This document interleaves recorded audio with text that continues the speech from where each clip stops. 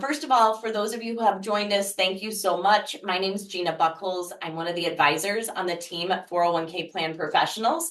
There's our whole team. And on behalf of our team, Jenna, Kristen, Jessica, Virginia, and myself, we just want to thank you for taking part of this webinar. You may have heard Jesse and I talk a little bit at the beginning. This is one of our webinars. We have 12, one scheduled every month this year on a whole variety of topics. They're generally about 30 minutes, so we like to keep them short and sweet. So today's will be about 30 minutes as well. We will open it up to questions. So feel free if you have questions, put it in the chat. We'll make sure we get to those questions and also open it up at the end. We'll do our best to answer all those questions as well. All of our webinars are recorded. You will get a recorded link if you've registered for this. You are welcome to share that with friends, family, colleagues. You can also find all of our previous webinars on our website or our YouTube channel, and you can find those at 401k Plan Professionals. So easy information, a whole library of topics. I'll also let you know some of our upcoming webinars as well.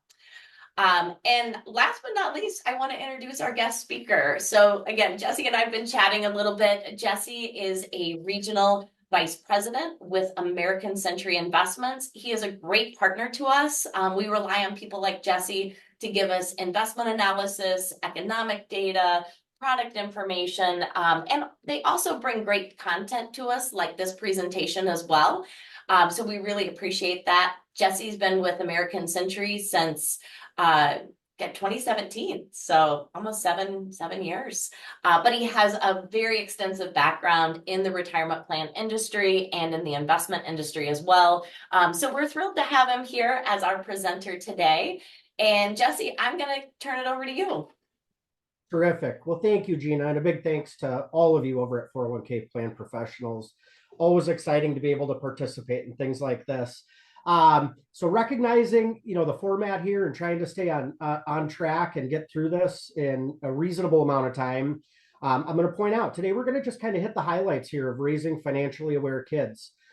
Keep in mind that the presentation that I'll cover is really a 260-page book that's been distilled down to the high points. And as part of the follow-up to the conversation today, I know that the 401k Plan Professional team will be sending copies of this book to everyone who is in attendance. So keep an eye out for those. One other thing I just wanted to reinforce: questions, we'll get them in the chat, try to address them at the end. And anything we can't address on the call today, I assure you, we will get you answers, and we'll have the ladies on the team reply. Last thing I want to point out is the background. For those that were already on and listening, those are my boys, 3 and 6. That's my why. I feel like it's always fitting to have them as part of the presentation, because it's not just one we talk about. It's one that I actually employ at home, fairly successfully with the 6-year-old, not so successfully with the 3-year-old yet. So we'll go ahead and kind of jump right in. But why talk about raising financially aware kids? I think that's of paramount importance, right? I mean, number one, I would really submit that we genuinely care about our kids and we want them to succeed. I would also argue we want them to learn from mistakes that we've made. So that's another really important part. And finally, I would argue that the educational institutions in our country have not done enough to teach and instill basic financial management concepts into the youth of America. And I think there's probably many people on this call right now who can reflect back to their time in school and are probably nodding along and agreeing with that. So this is an important topic. And as parents, we do spend a lot of time with our kids, especially on things like homework. I'm capable of doing it now, but I recognize at some point I probably won't be much help. It's eventually going to be difficult for me, and it could be spelling tests, it could be writing letters, it could be basic math. But my kids aren't coming home and asking me for help with, personal finance. So there's a void there, and I think as parents we have an obligation to solve for that. The most important thing to understand too, as we have this conversation, is that personal experiences that have shaped all of us also will resonate with our children and help to shape them. And we're going to talk a little bit more about it, but the most influential people for young minds are parents and grandparents. And I think when we know things like that, it's important that we capitalize on it. So let's just set the table here for the conversation with some statistics. I think this is not a surprise to anybody, right? Parents worry about money. There's a lot of responsibility that is placed on us day in and day out. So this stat shouldn't really surprise anybody. 70% of parents with college-bound children are worried about having enough to pay for college. Doesn't surprise me a bit. I think the other thing to recognize is that there's two sides to this coin, and that's the kids. Kids are also concerned about money and the ability to pay for things.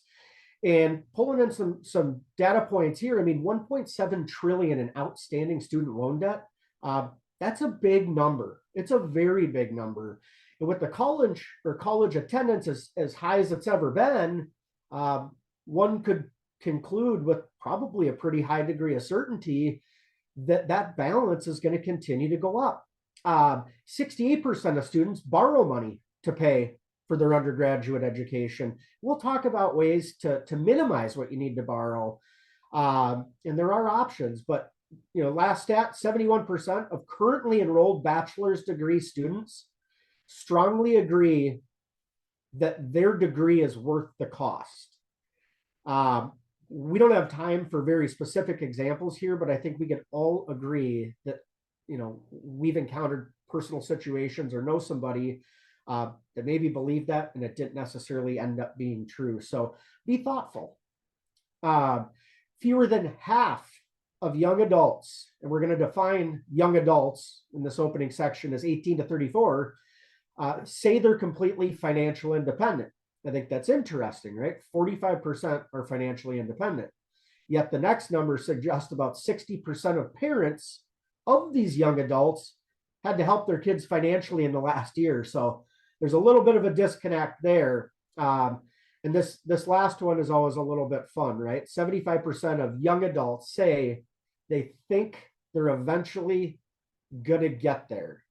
And by get there, achieve financial independence. Parents are similarly optimistic. I don't know how that number is not 100% for parents. I would submit that the other 25% misunderstood that question. I love my kids dearly, but I can't wait to get them off the payroll. Looking here, as early as 5 years old, right? I mean, that is a really good time to start talking to kids. They're very impressionable. Most of you that have younger children or even older children can reflect back on times where, you went through, experiences and children were learning and maybe processing and receiving more than we expected. And so the research is telling us and validating this, that, we should be having these conversations. And the idea here again, and this is going to resonate throughout the conversation today, but we want to keep it basic, right? Let's keep this simple. This is not some lesson we're going to teach that they're going to carry with them for the rest of their life, right? The education component is a journey, right? And we're going to be stride for stride with them for as long as we can till hopefully they are financially independent. So moving into kind of the topics, right? I mean, we've got the stage set, right? We know that parents, we know that kids worry about money. We know that parents can be influential as it relates to money. So let's start to drill into some of the components here to build that solid foundation that the schools, in general, typically do not provide. So we're going to get into values and money. I mean, I think this is a really important and a really obvious one, right? Values differ. Decisions you make reflect what you value. Learning to earn, right? I mean, that could be anything from allowance to a part-time job to a full-time job. Once you're earning income and you have money, now we got to talk about how we save that and invest that. And that also starts to get into the budgeting and borrowing, right? If I'm saving a certain percentage of the income I'm taking in, or I'm investing a percentage, I'm going to have a definitive or a finite amount left that is going to have to be budgeted to get me through. And then we get into, the final component here, and one that's always been near and dear to me for a variety of reasons, is giving back, doing what we can to help out others. And so let's jump right into values and money. So when we start to think about values and money, I'd already referenced values really are a reflection of what matters to you. Purchases are not necessarily right or wrong. In fact, I would firmly suggest that they're not right or wrong. It just reflects different values that we hold for different items, or satisfaction or utility that we derive. So when we're thinking about values and money, we need to understand that there's a personal aspect to that. And obviously, we've had many personal experiences that have shaped the way we think about, values and money. And again, it's incumbent upon us to be sharing that with our children. And I think that gets into this first section, right? And that's needs and wants. I think quite simply, from my perspective, a need represents a necessity, whereas a want would be discretionary. My kids need to eat, but they want to go to McDonald's for every meal. There's a disconnect there. And so I think we can help them to really start to appreciate those differences. And ultimately, we know, and the research will suggest, that over time, having these conversations really can instill foundational knowledge in our children that's going to give them the tools and resources to make more thoughtful and responsible financial decisions. And if we take a look at this slide, this is really an indication of the fact that teenagers today value what's popular, right? Fancy brands, things like that. That's not always necessarily how we're allocating dollars for our children to use. Most families don't have unlimited budgets. So you look at this top clothing brand, Nike, top footwear brand, Nike, top handbag brand, Coach.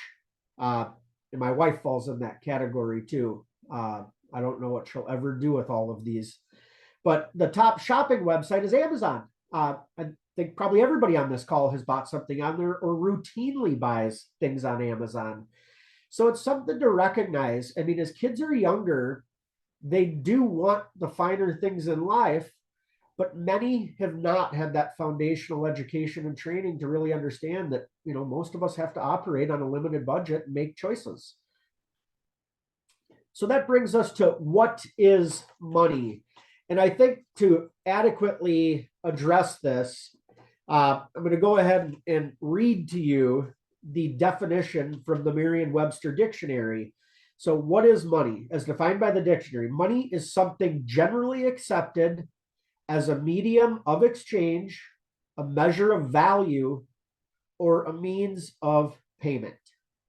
So that's interesting. We can help our kids to understand this quite easily, I would argue. When we think about what is money and we think about that definition, I think of when my kids fight over a toy, right? The younger one has a toy that the older one wants. Well, the older one now has to go find a toy that his little brother will take and want to play with, so my older son can get the other toy back. So in essence, they're bartering. Another great way to educate them about money is playing store, right? Using fake money to buy fake food. I don't know about you all, but my kids do that on a very, very regular basis. And it's one of the activities we appreciate the most because it entertains them oftentimes for hours. But thinking about spending money, right? Fake money to buy fake food. Well, that takes us into, what do things cost? And when we start thinking about what things cost, I would say, generally speaking, kids understand that there's different prices associated with different things. A pack of Pokemon cards doesn't cost as much as a new bike.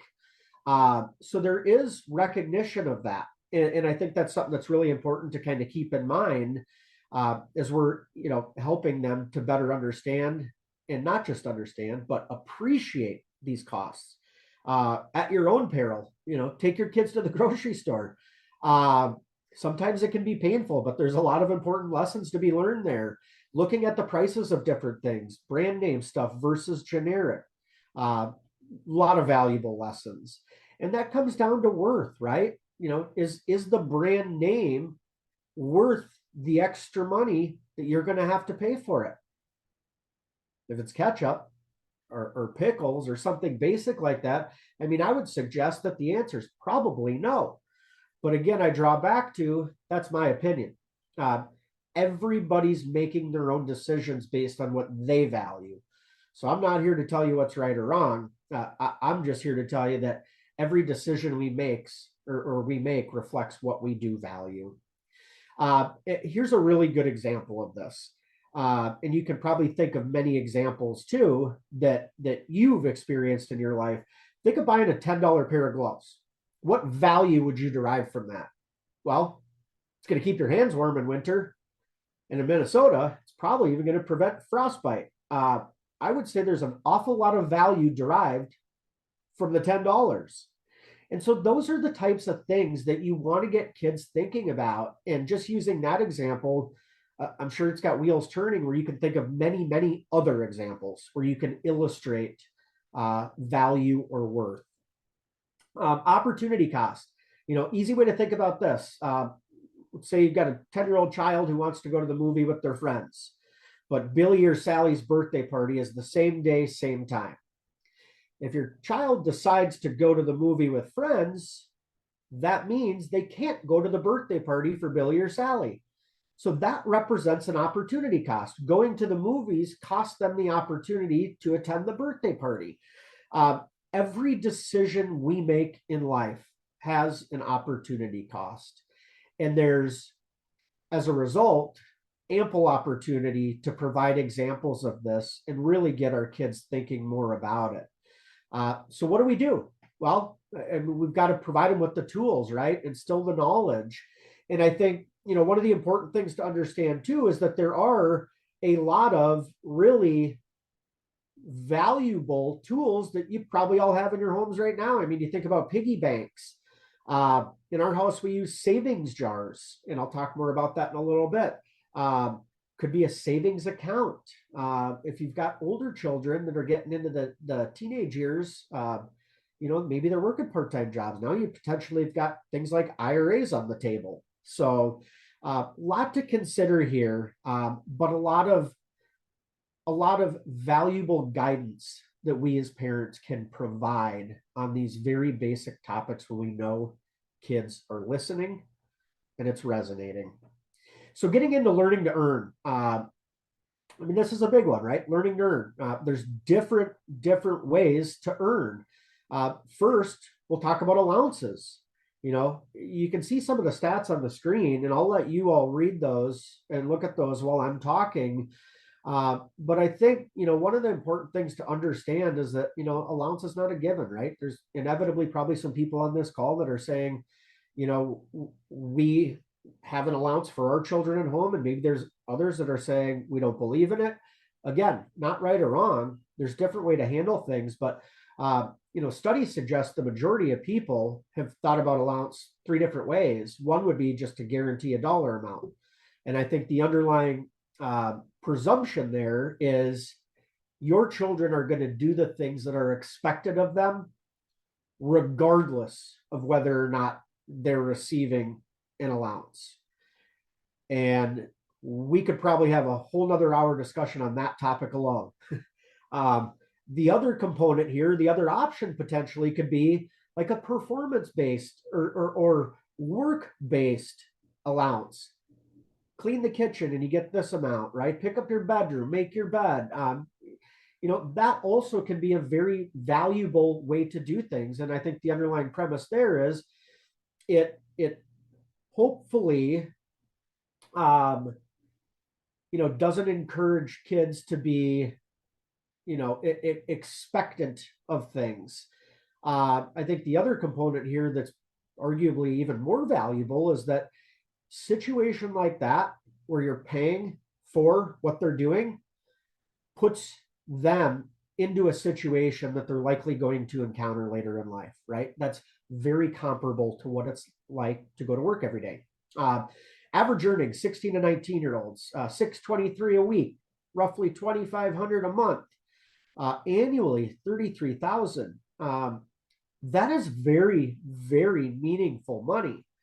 And so as you're thinking about the amount of money they're bringing in, I think naturally we've got to start thinking about saving and investing. And we'll get to that here in a moment. As far as the minimum wage component, that differs by state, as everybody on the call, I'm sure, knows. So learning to earn, I mean, we want to be talking to kids. We want to be having the conversations with our children about how to earn money, encouraging them to help out, to get involved. Could be a part-time job, could be some type of internship. And what I would argue is the most important when it comes to this, and again, this is a personal opinion, but I think many would agree, it's critical that we recognize and praise our children for the work they do, the hard work they do, not the economic benefit that was earned because of the hard work. And then lastly, track it, right? In a very competitive workforce, very tight labor market, very competitive, entry processes to get into college, track the work experience, keep it for your resume. Savings and investing, right? We got the money. Now, what do we do with it? Make it fun. I mentioned earlier that at my house, we use clear jars. I can't take credit for that. I can give credit to this content because that's where we started our conversations and kind of how we've built our routine at home. But we use clear jars, save, spend, and give. And both boys have them. And the clear jars allow them to actually see, they can set goals and they can see the progress or visualize that. Potentially parents could offer, some type of match to encourage the kids to save more. I know for us, we've talked a lot about when the kids get closer to driving age, we're going to have them, save to buy their first vehicles. And at this point, our hope is that we'll be able to match them. And that's obviously based on a bunch of contingencies like good grades, good behavior, good people.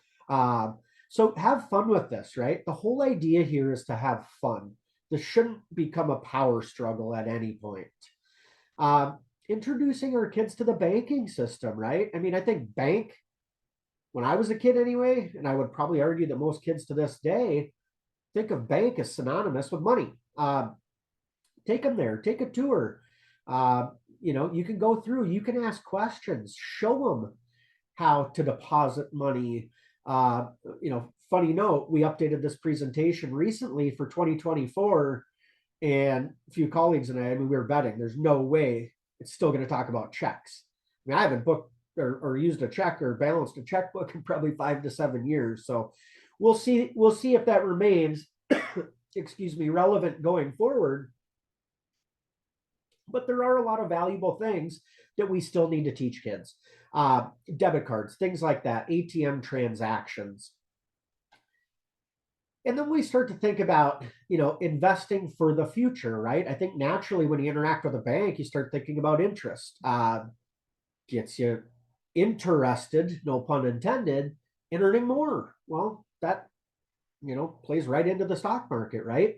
So when you start thinking about playing the stock market game, and many of you, probably can recall playing that when you were in school, kids find companies, pick stocks, and they track them. And it helps them to visualize and understand and appreciate that, there are ups and downs, right? I mean, it starts to, I think, illustrate to them that risk-return relationship.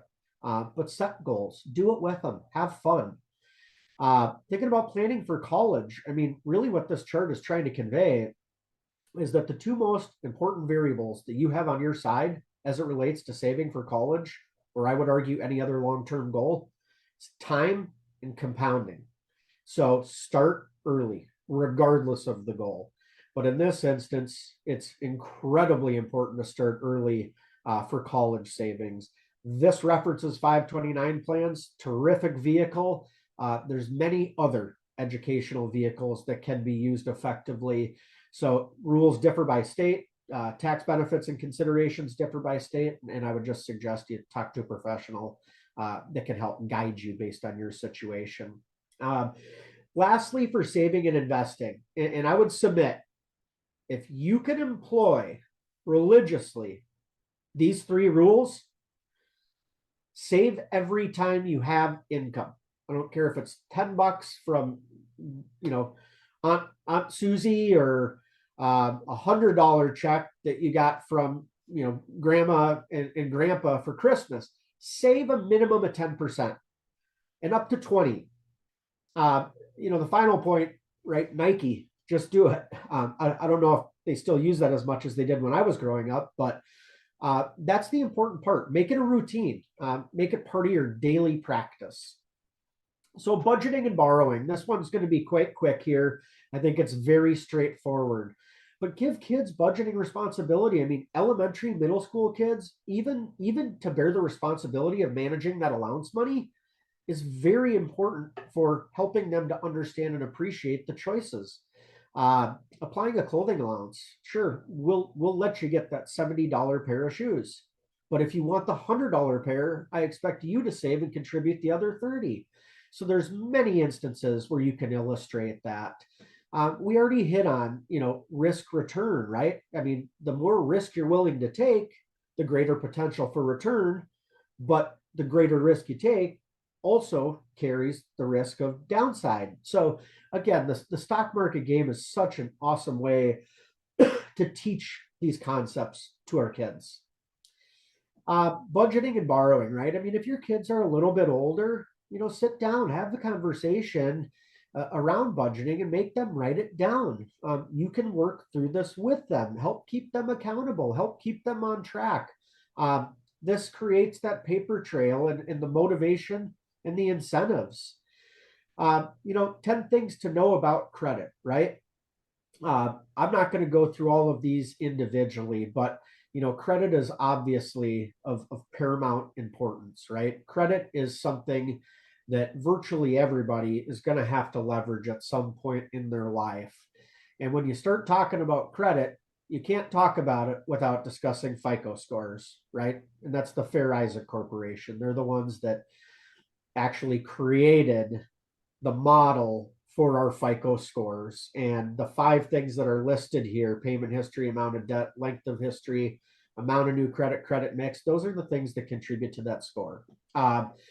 It's so important that children understand that their credit score is the only one they get. I have many regrets about decisions I made financially back in the day, especially coming out of college when I thought credit cards paid themselves off.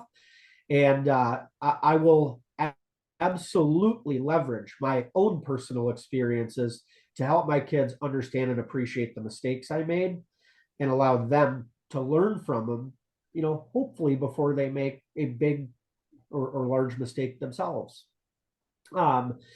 So starting to think about budgeting, borrowing, student loans, there's quite a bit of information here. I'm not going to cover this in detail because it'll all be contained in the book. But what you want to think about is, what do they really want to do when they grow up?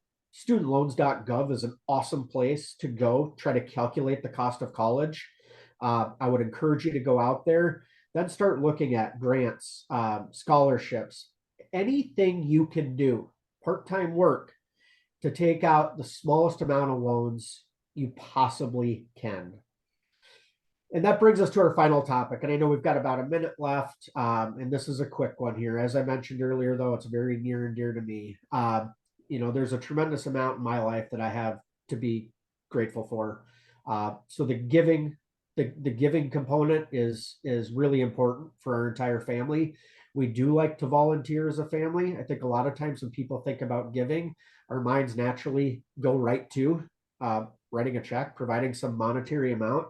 But oftentimes it's us rolling up our sleeves and showing our kids what hard work and volunteering can mean to people who benefit from the things that we do. There's all kinds of examples on here of different things that you can do, and you can always go to good old Google to search for, different organizations that are in your area that mean a lot to you. FAQs, you'll find these in the book that we'll send out. So I'm not going to go here. But raising financially aware kids, right? When we're trying to raise financially aware kids, you can see we've got to be active. I mean, we've got to share our personal experiences. We have to have fun with this. We have to recognize it's a journey. But the one thing you really need to remember, we need to make sure our kids know this, is that net worth is not defining personal worth. The point of this exercise and this presentation is not to become rich and famous. It's to understand personal finance and empower our children to make more thoughtful and responsible choices. And with our time up, I will turn it back to Gina for any questions. Great, thank you. And here is the book. It's a great book. Again, it touches on a lot of the topics. I think Jesse did a fantastic job of covering so many things in 30 minutes. But if you would like the book, if you wouldn't mind, there is a survey after this.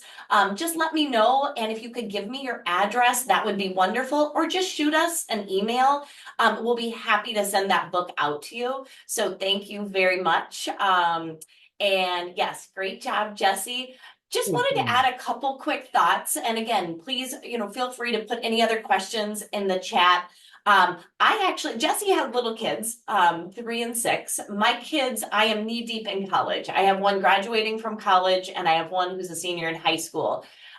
So, there's obviously, we've gone through this process and, it is overwhelming. So a lot of the things in the book are very helpful. But I did want to mention something about 529 accounts.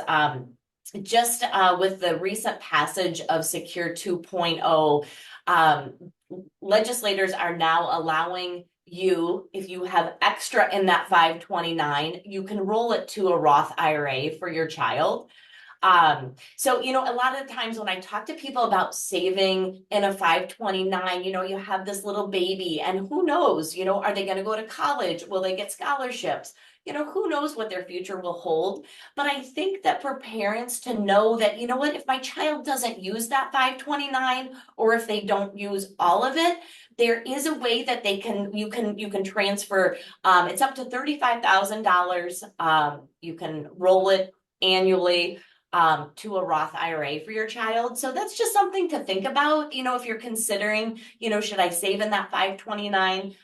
Just kind of gives you another avenue there as well. So I just wanted to share that too. Also, Jessica, Jenna, Virginia, and myself, we're all very passionate about financial literacy and we all volunteer for Best Prep.